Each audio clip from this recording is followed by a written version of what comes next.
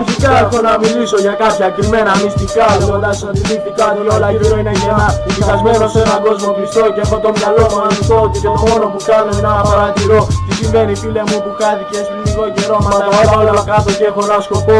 Το μόνο που κατάφερα είναι να καταστραφώ. Μετά από ένα διάστημα χάθηκα σε κόσμους όπου τίποτα δεν μ' άφησε για να σηκώσω ανάστημα.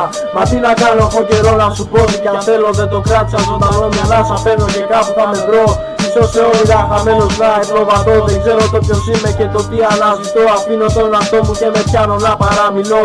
Μα τι να κάνω, δεν ξέρω που να απευθυνθώ. Όσο πάει περισσότερο μπερδεύομαι και άρχισα από τώρα να παραφέρομαι. Έχοντας την επιθυμία να πατώνω και τίποτα να μην δέχομαι. Συνεχίζω μπροστά και δεν έχω κάτι να σου πω. Αλλάζω από λεπτό σε λεπτό.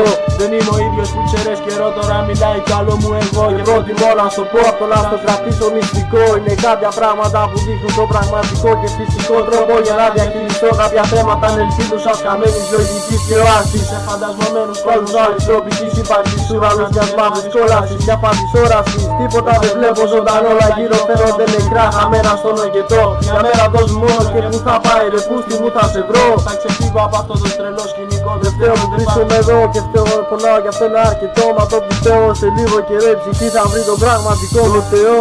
Και τότε όλα θα πάνε σε ένα μέρος φωτεινό και γύρω μου ένα κλίμα ζωντανό. Εκεί που ήμουνα χαμένος στο μαύρο σκοτάδι, σιγά σιγά έφυγε και αποκαλύφθηκε ότι όλα τα προκάλεσε μια μικρή ζάλη.